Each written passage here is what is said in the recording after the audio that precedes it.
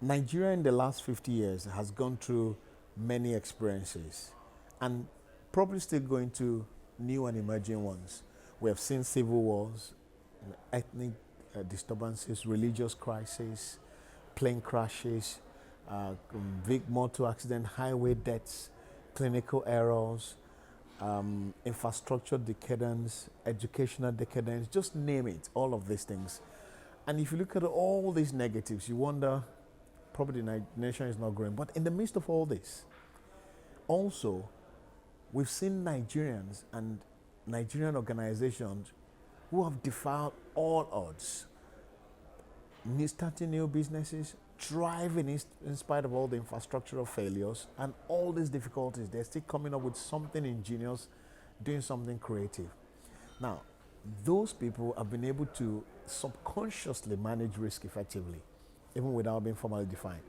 So the essence of Nigerian Risk Award is to recognize those individuals and organizations who are making efforts in spite of all the difficulties to come up with solutions, ideas, creative insights to still enable their business to thrive and to survive and to make profit in spite of all the lack of natural infrastructure that will help normal business to grow.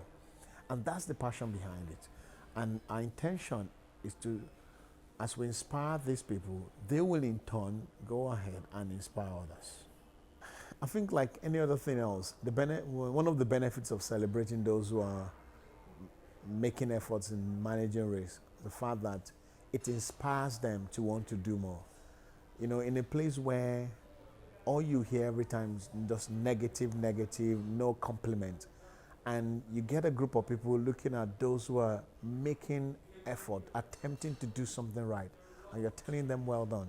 Also, it creates a culture, and that culture could further inspire others to, when they see the precedents and the example of those who've gone before them, they say, actually, if X, Y, and Z has done that, why can't I do it? For example, in my career, I used to ask myself lots of questions. What makes a risk manager of the year? Why would anybody, what qualifies a person to be called risk manager of the year?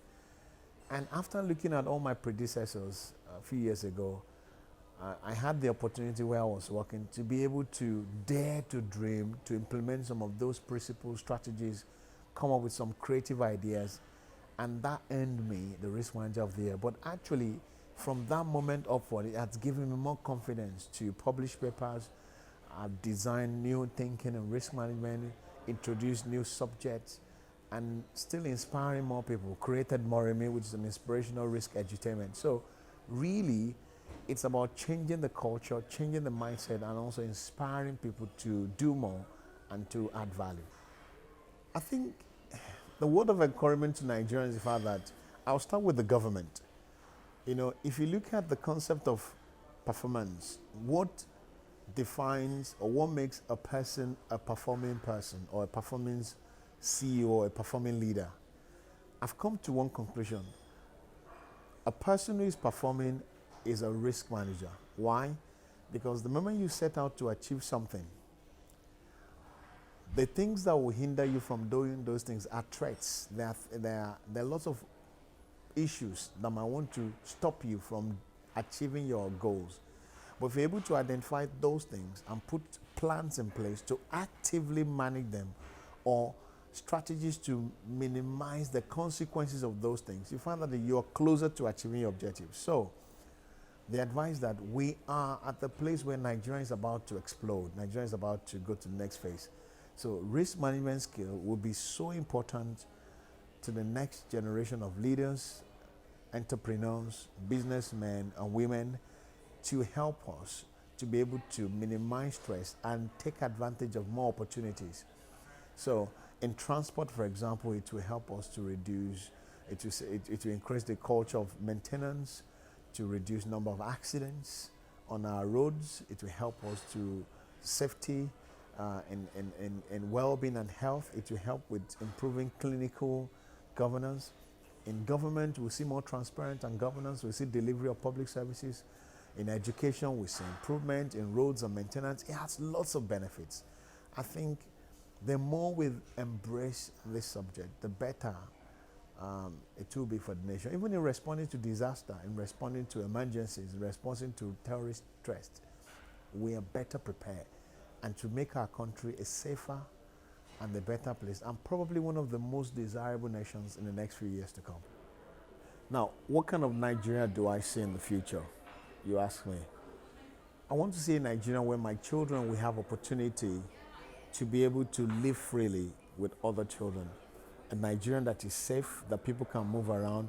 A Nigerian that the level of crime will be so low that foreign investors, people will be able to travel there for holiday. A Nigeria where there will be power supply and businesses can thrive.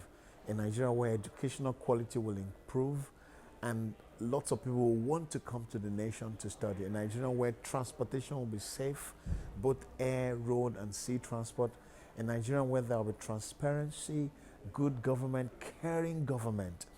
A Nigeria where the leader will genuinely, passionately care for the people. A Nigeria where local government chairman, state governors, commissioners will not just be the boss, but they will be servant leaders, genuinely looking out for ordinary people, day in, day out, struggling, and giving them the opportunity to live. A Nigeria where everyone can be proud of. That's the nation I see, and that's the nation I'm fighting for, and that's the nation I believe in. Thank you.